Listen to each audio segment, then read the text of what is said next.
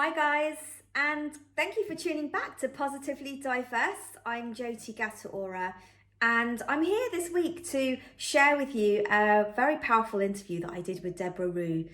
Debra Rue is a huge success, and she is the CEO of Rue Global Communications. She's an author, an advocate, a blogger, and a consultant entrepreneur.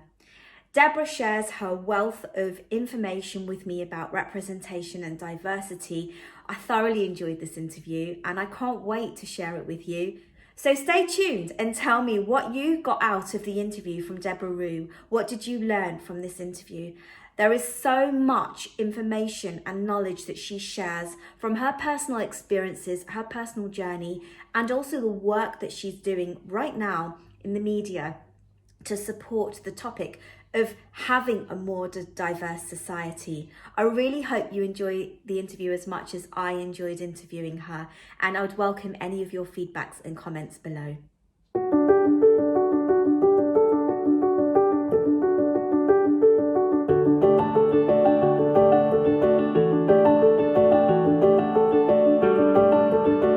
Hi, I'm Jyoti Gata-Aura and I work in presenting for SB Shop, which is a marketplace for sustainable and inclusive brands.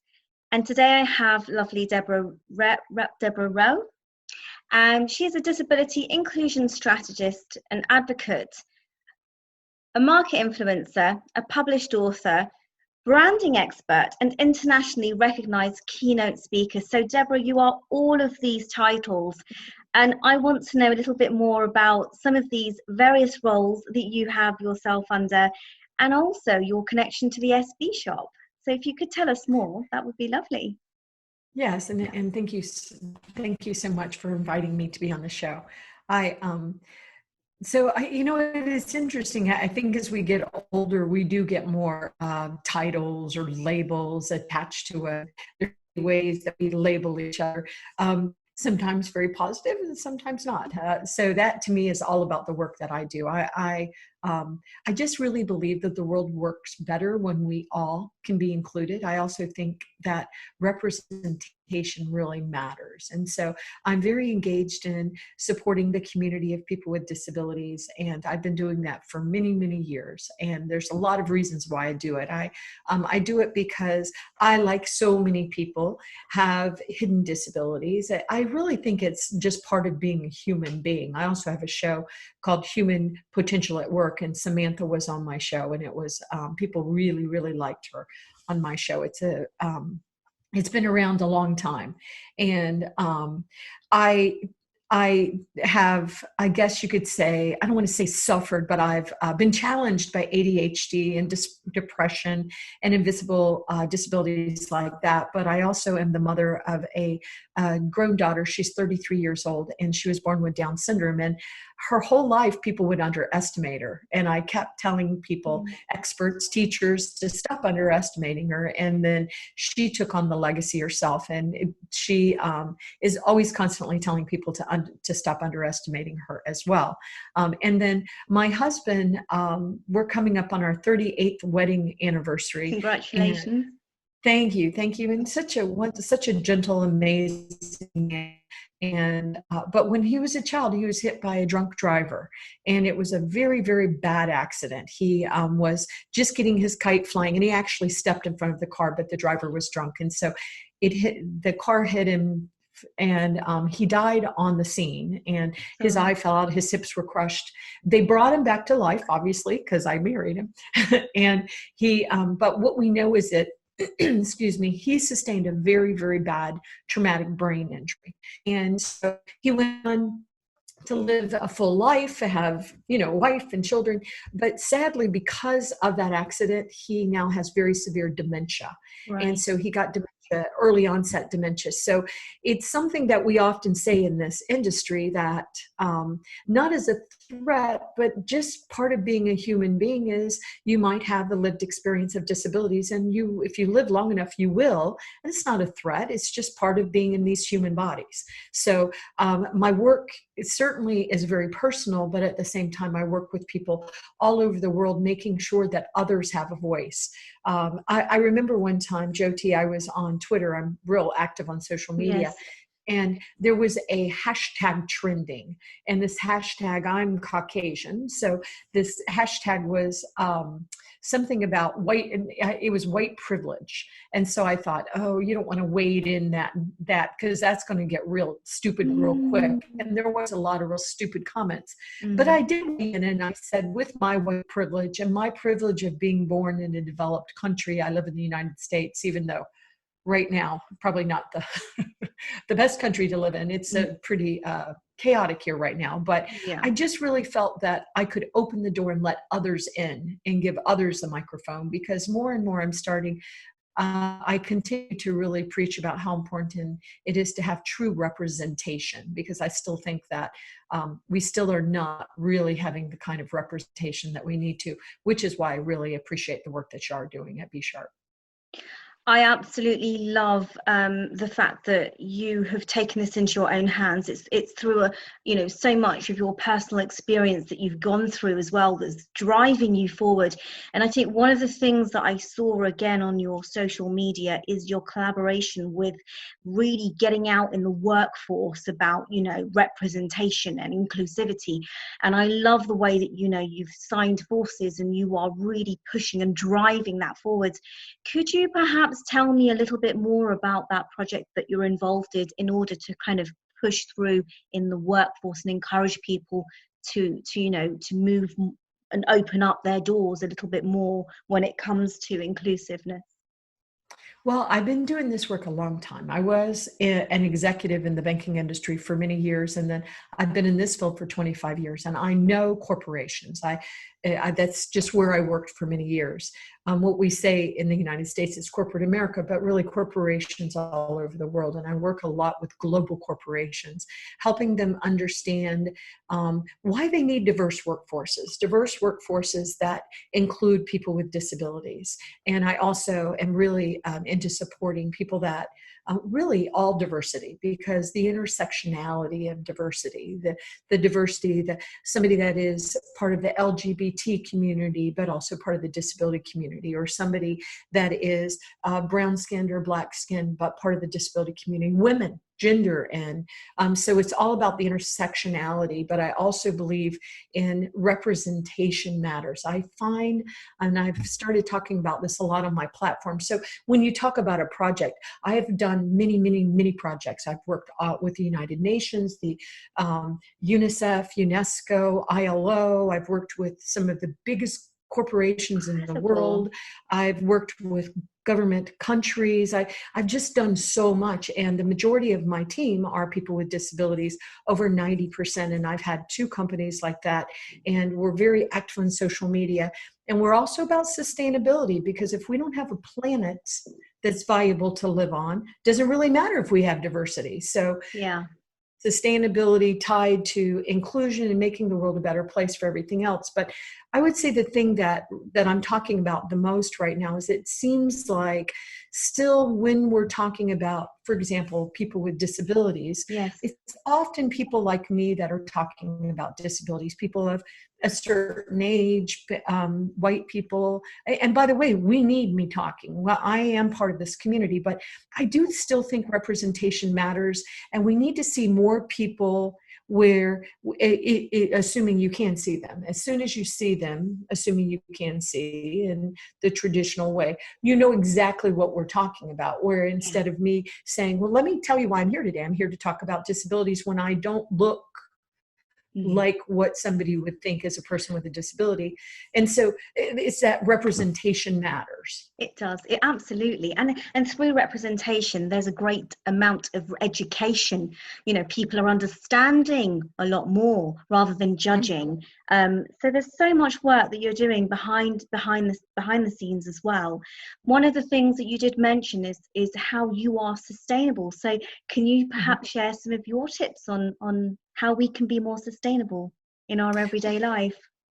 Well, I work a lot, once again, with global corporations, and I'm always encouraging them to do the right thing by our planet, by the people, by the inhabitants of the planet.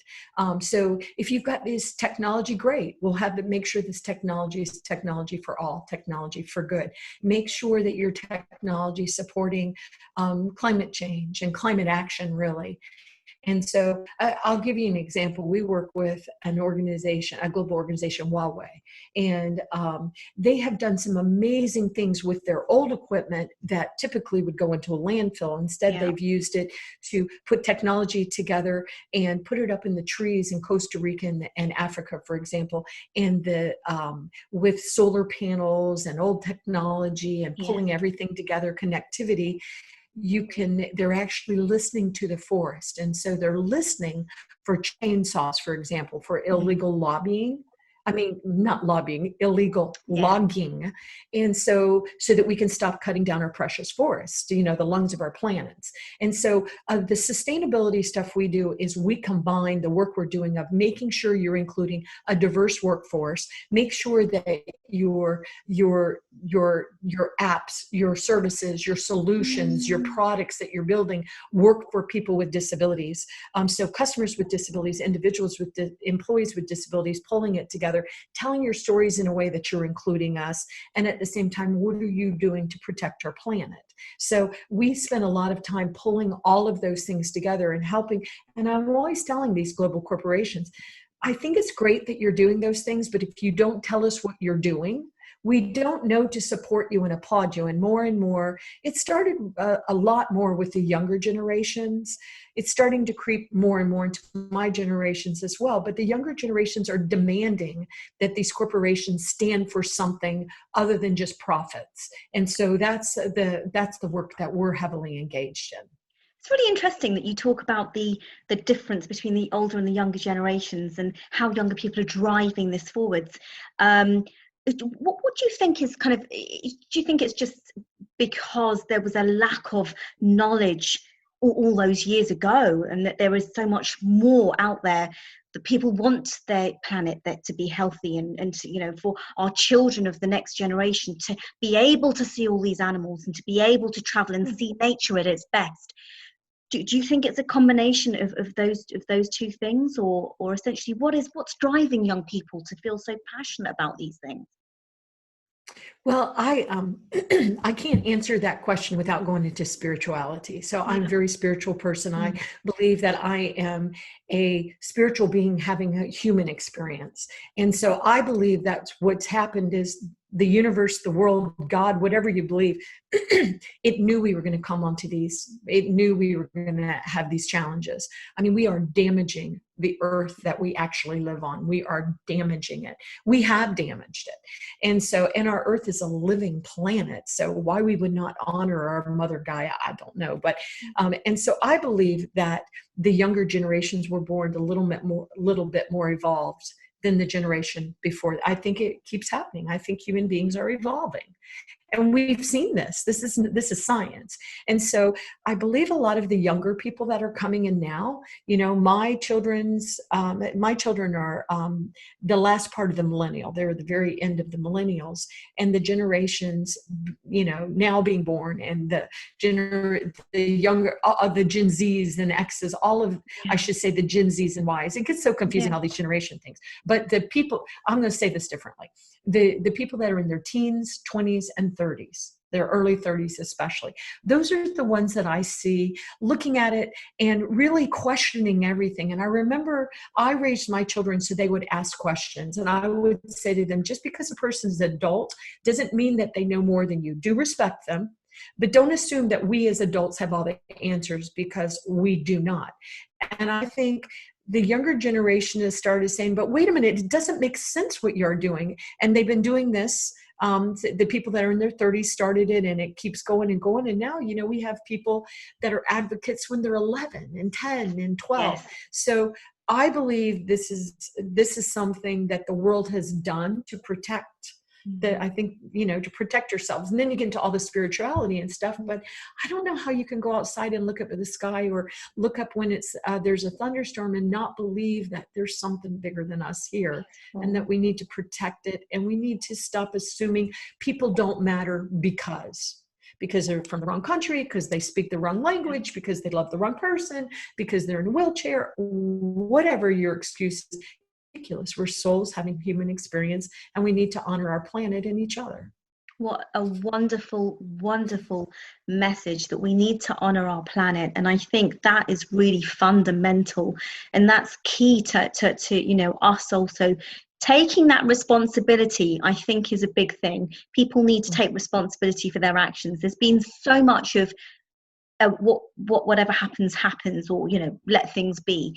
And now, you know, it's come to a point where we have to, as individuals, as corporations, as companies, you know, we have to make an effort. And it's not just an individual thing, it's globally we've got to come together. And I think what you've mentioned is just outstanding, the work that you're doing, Deborah. I mean, I wanted to ask the last question, which is your favorite life quotes. And I know this might sort of tie into what you mentioned before, but what is your favorite life quote and your motto, and why? Well, thank you. I love all the questions you're asking. You're a very good interviewer. Thank you. You know, I just think we have to wake up. We have to wake up. And it's, you know, it's very intense energy right now. It's overwhelming. And sometimes, and I've never really been like this, but I don't want to get out of bed often in the mornings. And I love the work I do. I love the work I do, but the energy is so intense right now. And you can see all the disclosure happening. And, you know, here in the States, we're fighting about who the next president is going to be. And I'm sorry, but I do not want President Trump for another term. I didn't want him the first time, only because anybody that would talk about women the way somebody would, or make fun of people with disabilities, that's just not my cup of tea. But I think people need to wake up, and they need to stop thinking it's somebody else's job to fix things. I also think it's very important that people of my age, the baby boomers, I'm a younger baby, 61, and the youngest baby boomers are 56 or older. And I just think it's really important that we make sure that the younger people are able to come and their voices are heard, and we don't discount what they're saying. And I see too much of that still. I see too much of the older generation saying, you know, well, sit down, be quiet. Oh, we'll tell you what to think. No, I don't think that we can do that anymore. We really need to honor that people have something to say no matter what age they are. And that's one thing, once again, I always taught my children. I remember I just taught it because as a child, I thought adults knew everything.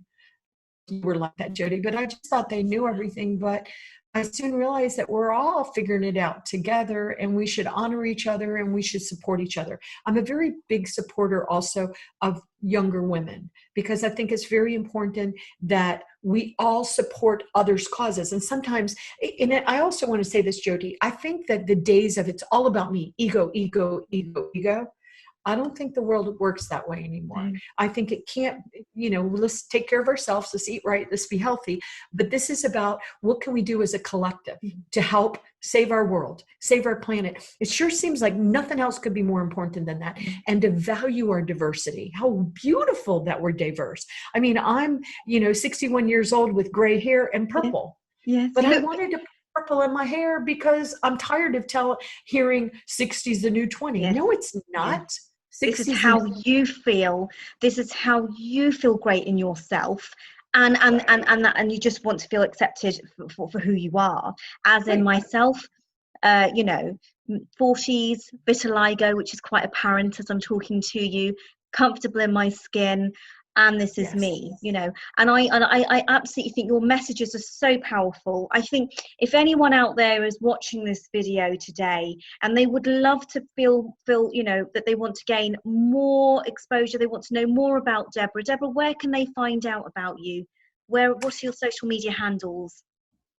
Well, I'm consistent, which I would recommend for everybody to be as a brander. I'm consistent across the social media. It's Debra Ruh, DeBraruh. And so I'm on LinkedIn, I'm on Twitch, I'm on Instagram, I'm on YouTube, Debra Ruh Global.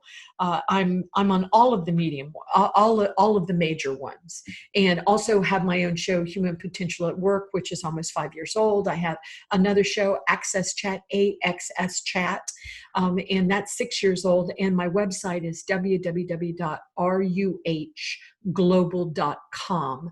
And it's all about sharing the success stories, allowing others. I'm just really blessed at this point in my career. I have a big network. I have a lot of followers. I have a lot of people that are listening to what I have to say. And all I'm saying, I think, is what others are saying, is that let's wake up. Let's support each other. Let's really believe in each other, and let's help each other more, instead of it only being about me, me, me. What can I do to help you, Jody? What can I do to help others? So I think that's where we're moving to now. I think we're evolving.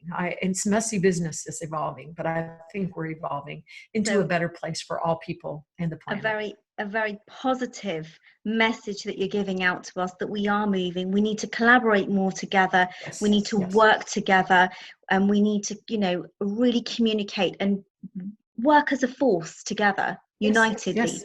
And it's the only way we'll do this. It's the only way. Doesn't everybody see that? It's the only way forward. Debra, it's not okay. It's not. No, it's not okay. And things have got to change. And yes, with all the work that you're doing, you're an absolutely amazing advocate. I just would love to thank you today for your time, for sharing all of your journey with us and what you are doing. I know so many people are going to find your story today on Instagram absolutely inspirational, and they will be following you. So thank you for following all the links, and all the links for Debra will be underneath the YouTube video below. Thank you very much for joining us today, Debra. Thank you so much. I appreciate your work.